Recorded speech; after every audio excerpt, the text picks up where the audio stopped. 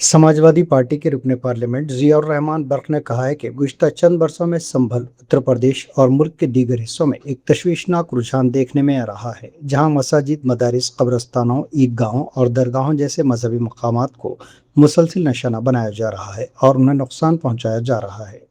उन्होंने कहा कि इस सूरत हाल पर उन्हें शदीद अफसोस और तशवीश है और उनके मुताबिक ये सब बीजेपी हुकूमत की इन पॉलिसियों का नतीजा है, जिनका मकसद हिंदू और मुसलमानों के दरमियान तफरीक पैदा करना है। ज़ियाउर रहमान बर्क ने मजीद कहा कि मुल्क में तमाम मज़ाहिब के लोगों को मिलजुल कर रहना चाहिए और वो बीजेपी को इख्तिदार से हटाने के लिए मुश्तरका जद्दोजहद के हामी हैं। उन्होंने संभल में पेश आए आला वाक़े का हवाला देते हुए कहा कि कल संभल में जो कुछ हुआ, इसकी मैं सख्त तरीन अल्फाज में मजम्मत करता हूँ। ये कार्रवाई जल्दबाजी और गलत अहकामात की बुनियाद पर की गई, जिसकी किसी भी सूरत में हिमायत नहीं की जा सकती। उन्होंने मुतालबा किया कि ऐसे मामलात में कानून और इंसाफ के तकाज़ों को मद्देनज़र रखते हुए कार्रवाई की जाए और फिर वाराना हम आहंगी को बरकरार रखा जाए। आजकल कुछ सालों से एक बहुत गलत जो ट्रेंड चलने लगा है, उसमें हमारे संभल के अंदर, संभल सहित उत्तर प्रदेश, हिंदुस्तान के अंदर जो धार्मिक स्थल है, मस्जिद, मदरसा, कब्रिस्तान, ईदगाह और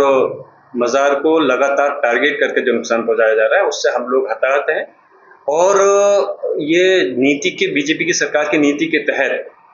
आपस में चुनाव इस हिंदू मुसलमानों को बांटने पे काम किया जा रहा है, जबकि हमारा कतई ये नहीं है कि आपस में लोग बटे, सब लोग एक साथ रहें और एक साथ मिलकर ही बीजेपी को हटाना चाहते हैं। लेकिन कल जो संभल के अंदर ये घटना घटित हुई है, खासतौर से उस चीज़ के लिए प्रेस वार्ता को के लिए मैंने आप लोगों को गुजारिश कर करके यहाँ इन्वाइट किया है कि इसके में गलत आदेश दे करके और जितनी जल्दबाजी के तहत जो काम किया गया है, मैं उसकी कड़े शब्दों के अंदर निंदा करता हूं। और जो उनको खुले अल्फाज में मैं ये भी कहना चाहता हूं कि जो अधिकारी हैं, जिस प्रकार से प्रशासनिक अधिकारी हो, चाहे छोटा अधिकारी हो या बड़ा अधिकारी हो, हमें उससे कोई मतलब नहीं है। आज जनता का मैं प्रतिनिधि हूं, मुझे संसद के अंदर अगर पहुंचाया है तो मेरा फर्ज बनता है, अगर उन पर जुल्म ज्यादती होगी तो मैं खुलकर आवाज उठाऊंगा और मजबूती के साथ उनकी पैरवी सड़क से, संसद से, कोर्ट तक करूंगा। और जिन लोगों ने ये गलत काम किया है, मिसाल के तौर पर मैं उसके कुछ तथ्य बताता चलूं जो मेरी जानकारी में है। जो हमारी मस्जिद है वहां पर जो उसको शहीद किया, अगर हम देखें संविधान के आर्टिकल 25 के तहत हमारी उस अधिकार के साथ में खिलवाड़ किया है। और उसके साथ साथ आप अगर देखें प्लेसेस ऑफ वर्शिप एक्ट पे भी जाएं तो वो मस्जिद करीब 150 साल पुरानी मस्जिद है। उसके साथ में उसको शहीद करना, और उसके साथ साथ कि आप ये देखिए कि जिस मस्जिद के अंदर जो वक्फ के में रजिस्टर्ड है, उसको सुनने का अधिकार, फैसला देने का अधिकार न तहसीलदार, एसडीएम, डीएम, कमिश्नर किसी को नहीं है। और वक्फ में अगर रजिस्टर्ड वो प्रॉपर्टी है तो उनको अधिकार नहीं है कि वो उस पर सुनवाई करें या फैसला दें। ये प्रकरण तहसीलदार जो कि लगातार इस संभल के अंदर गड़बड़ी का पूरी तरह से शुरू से मैं देख रहा हूँ, और कई बार मैंने इस चीज़ पे नाराजगी जाहिर की है और मैं सख्त अल्फाज में उनको कहा भी है कि तुम हमारे टारगेट करके जो ये काम कर रहे हो ये अच्छे नहीं है। हमारे लोग भी इस देश की जनता हैं। और धारा 67 के तहत नोटिस दे करके जो कार्रवाई की शुरुआत की गई जनवरी 2026 से, उसके बाद में 21 अप्रैल 2026 को तहसीलदार ने उसको एक्स पार्टी के खारिज कर दिया।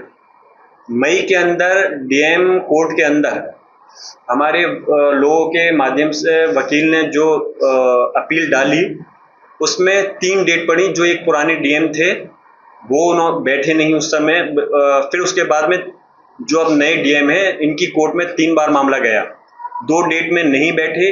तीसरी डेट में डीएम जब कोर्ट में बैठे परसों बैठने के साथ पहली ही तारीख पर उसको ऑर्डर दे दिया गया।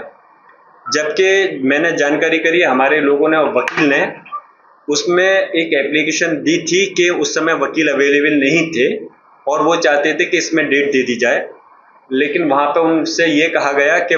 डीएम साहब जो हैं अपनी फाइल को ले गए हैं ऑर्डर में, आप जो देना है डेट नहीं मिलेगी आपको, आप इसके अंदर अपना लिखित वकालत जो अपनी उसको आर्गूमेंट है वो लिखित में दे दें।